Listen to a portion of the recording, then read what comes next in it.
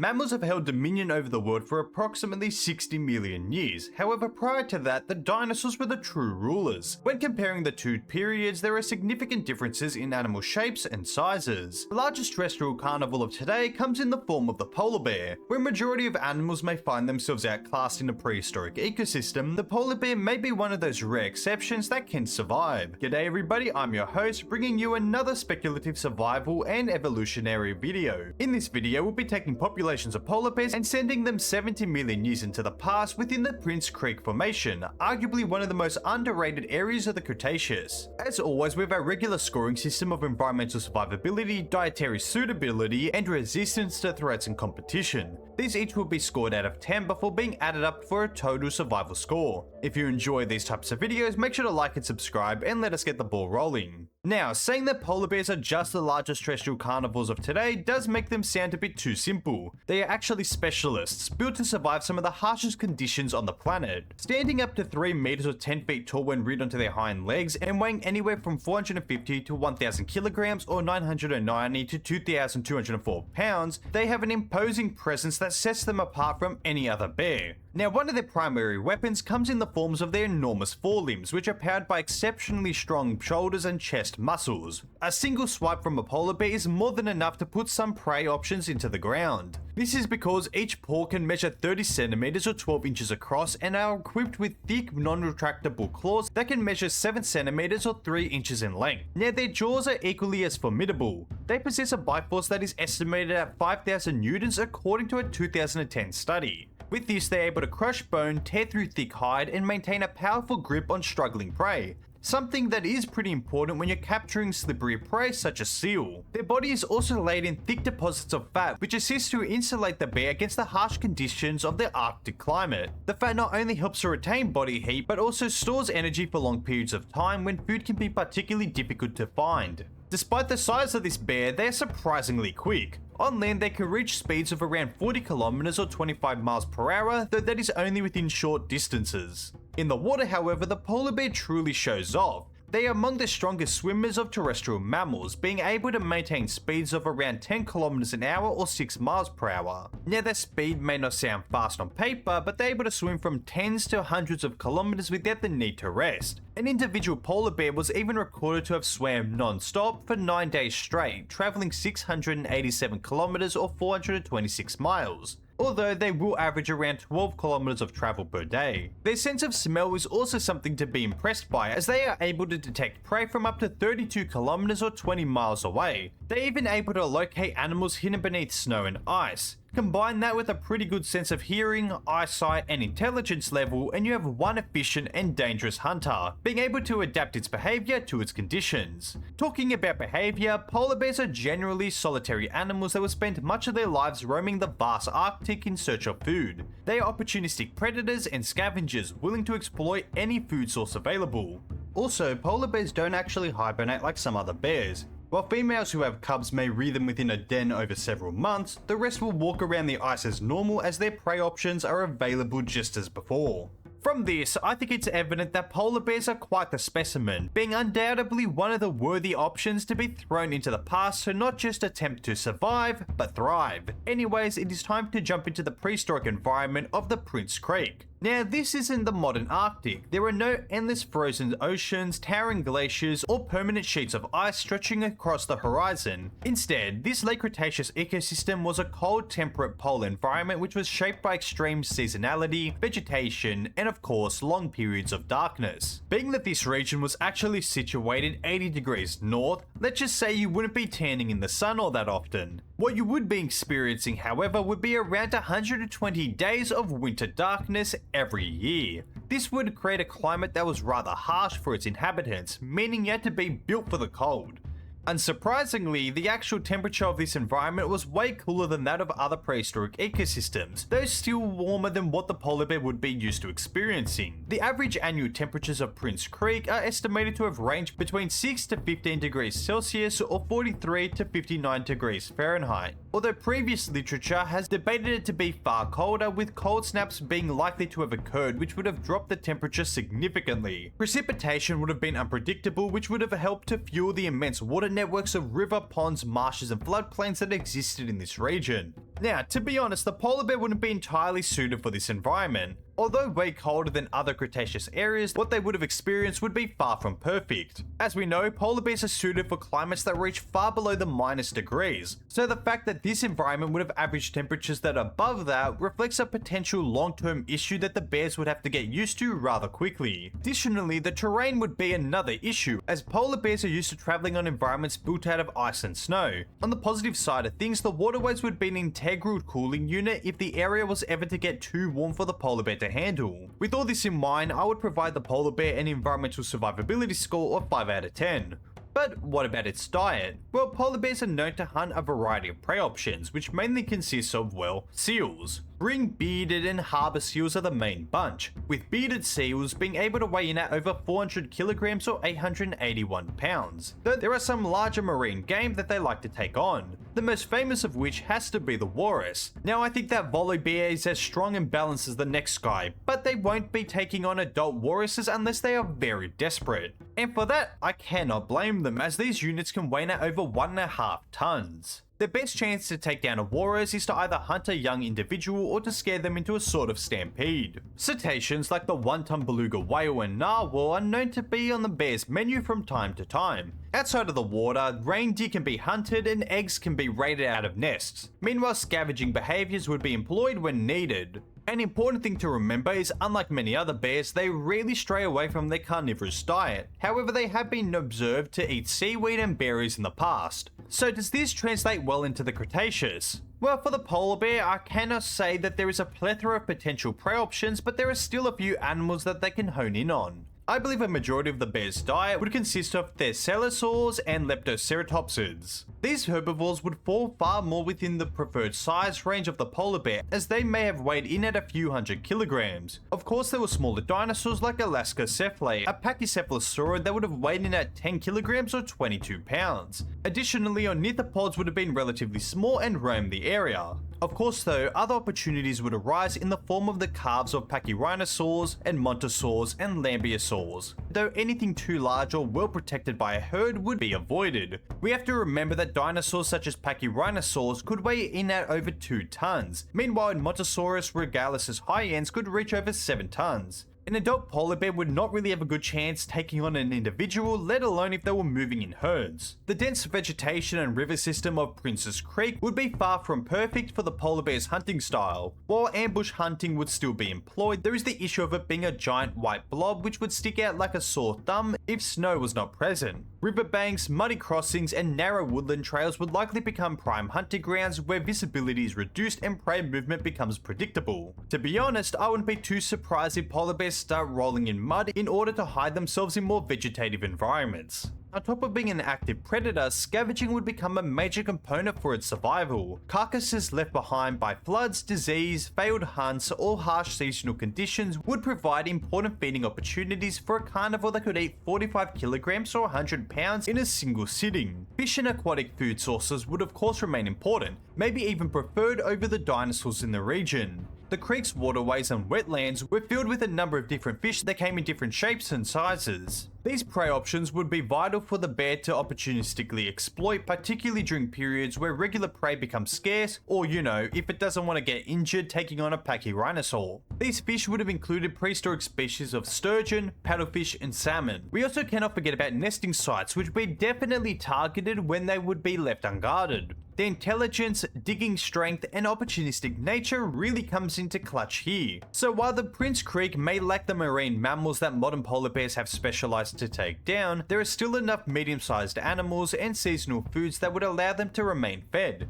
But in saying that, they'd still likely initially struggle, as polar bears often target seals and whales, which have high blubber reserves, which helps to upkeep their fat layers. With all that in mind, I believe the polar bear earns itself a dietary score of 6 out of 10. Now onto our last scoring category, being the polar bear's ability to resist the threats and competition in this ecosystem. Well, the polar bear would find itself here as a mesopredator, being the tier below an apex. While it would immediately rank among the larger terrestrial predators in this ecosystem, Prince's Creek was already inhabited by highly specialized theropods, perfectly adapted to roaming these northern environments. The smaller carnivores of this region consisted of dromaeosaurs. This includes Dromaeosaurus as well as Sauronotheolestes. There was also a potential Troodon that may have called this place home, but that family is just too contested to be added to this discussion. These sort of predators would act more as a nuisance than any threat toward a healthy adult. I mean, the raptors would have reached around 15 kilograms or 33 pounds, so yeah, against a bear over 10 times that weight, there is no real competition. Even newborn polar bears would be okay as they would be hidden and raised by their mothers, and there is no way one of these dromaeosaurs would get past an angry mother bear. Pretty much, they would cause the polar bear some grief if they were to pluck a hollow carcass and raid a nest before a polar bear could, but outside of that, there wouldn't be too many issues. However, by far the most imposing threat and source of competition would arrive in the form of Nanuqsaurus. Being a member of the Tyrannosaurinae subfamily, this predator filled in the apex niche of the formation. Although smaller than many of its relatives, Nanuqsaurus was actually a very capable theropod and arguably very underrated. In terms of size, it measured around 7 meters or 23 feet in length and weighed in at around 1.9 tons. This would make it fairly larger, around twice the size of our largest Arctic bear. On top of that, this theropod of course possessed the classic crushing jaws and experience in hunting large prey items as well as competing with one another. As you could imagine, a direct confrontation between these two units would heavily favour the Tyrannosaur. Don't get me wrong, a polar bear is immensely powerful, especially by modern standards. However, it simply lacks the size, experience and durability that would be consistently needed to challenge a multi-ton theropod. In a scenario where these two clash, let's just say over a carcass or when defending young, the polar bear would likely raise up onto its hind legs in an attempt to intimidate the theropod. That method was unsuccessful and the two actually engaged each other to fight, then it would become quite brutal rather quickly. The polar bear would have to use its ability to grapple and strike with its forelimbs in order to try retain an advantage. Nanuqsaurus, with its overwhelming weight advantage, would be able to knock the bear from its hind legs. In my opinion, the bear also just lacks enough size to deliver critical damage immediately. Meanwhile, of course, Nanuqsaurus's jaws would be larger and strong enough to only need a good bite or two to put the bear down. Although fights like this would be rare as it doesn't benefit either one, we have to establish that the polar bear would not emerge victorious many times. Unsurprisingly, of course, if adults of either species would meet juveniles of the other, then they would be dispatched pretty much immediately. With that being said, I think that the polar bear earns itself a resistance to threats and competition score of 6 out of 10.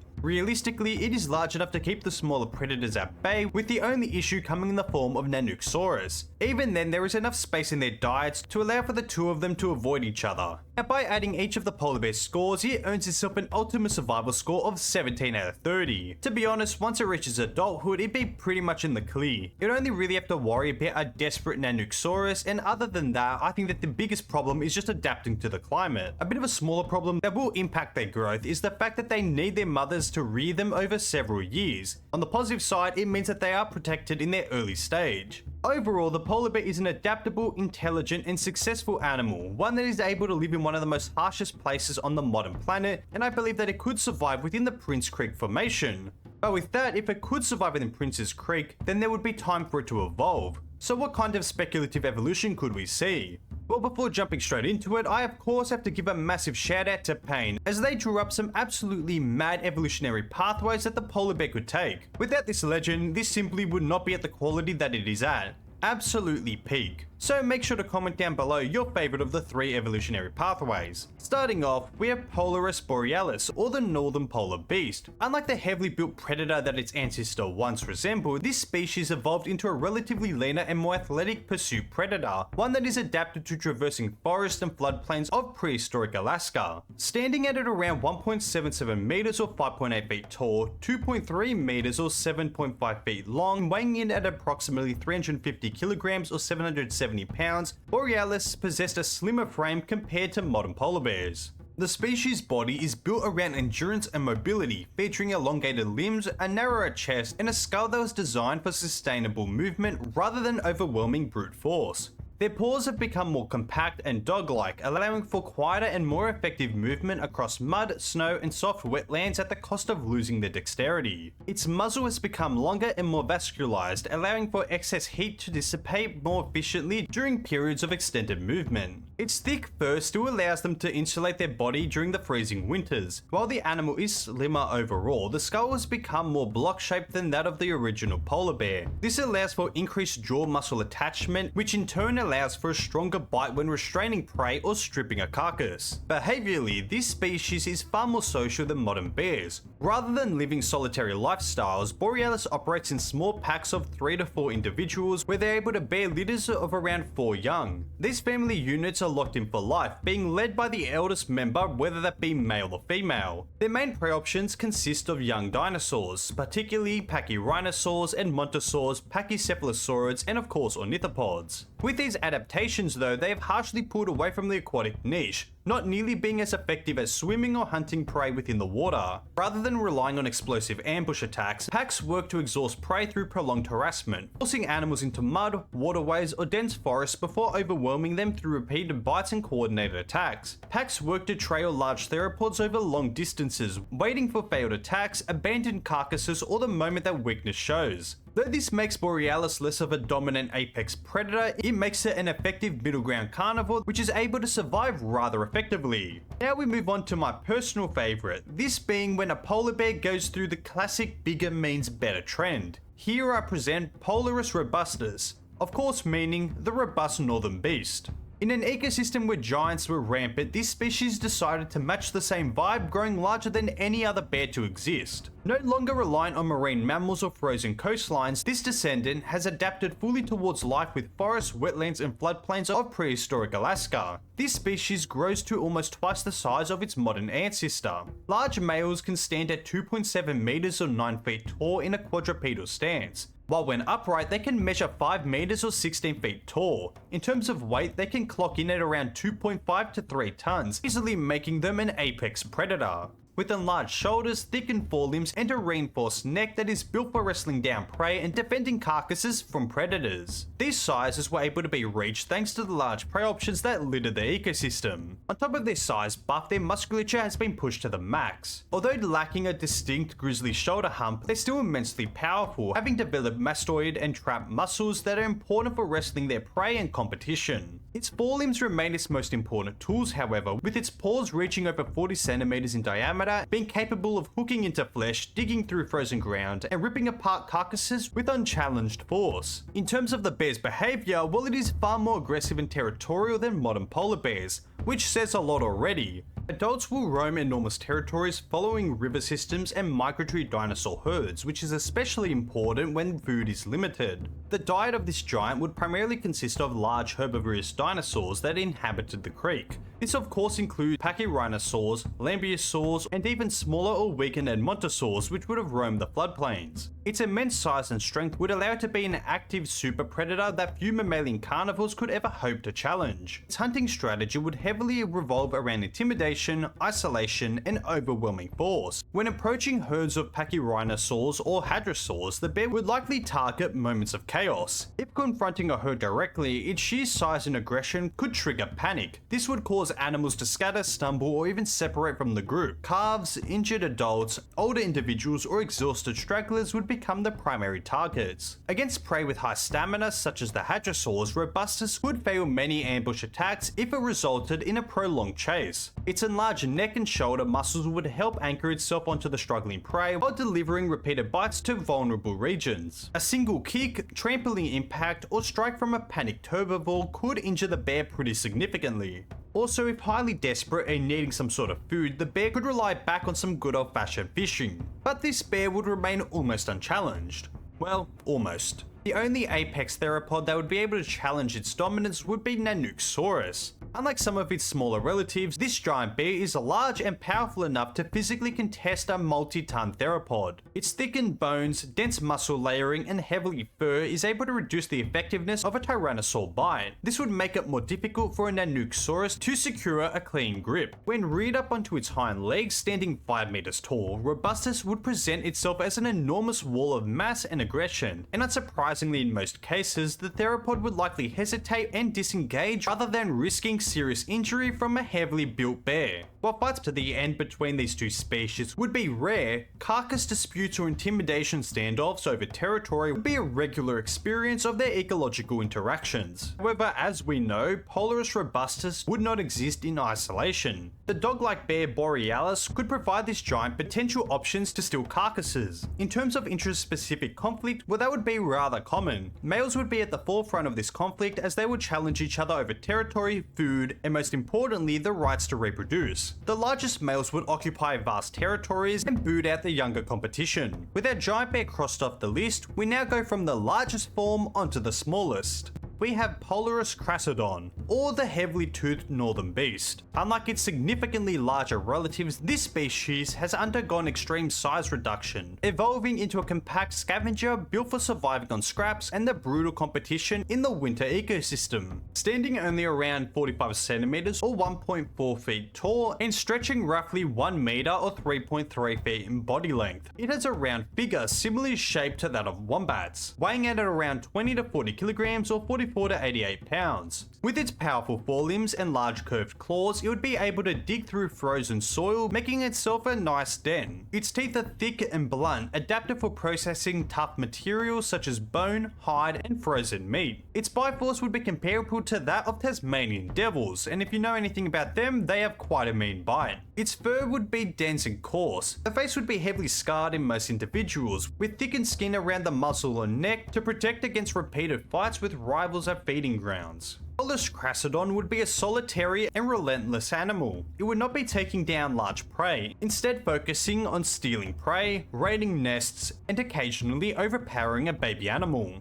They would be able to scare off smaller theropods like dromaeosaurs off their prey rather easily thanks to their loose skin, powerful bite, and absolutely weird noises they would make. If other predators like Nanuqsaurus, Polaris robustus, or Polaris borealis were to show up, then they would be in deep trouble. To mitigate these risks, they have adapted a strategy seen in many animals of its size. We would just call it the wombat strat, as they would live within burrow systems to remain protected. At times they would even place their behind at the burrow entrance to plug the hole and break the face of any predator trying to reach inside. They will even go out of their way to make small burrows right next to a storage of meat. Overall, they act as a mix of a wombat, Tasmanian devil, and wolverine, being able to live as a survival machine. Slow, small, and tenaciously built. They are made to survive in this environment using their bigger-than-life attitude to get exactly what they want. But with all that being said, we've actually reached the end of the video and I hope you've all enjoyed. As always, make sure to like the video and subscribe to the channel for more content like this. Anyways, I'll catch you all in the next video. See ya, mates.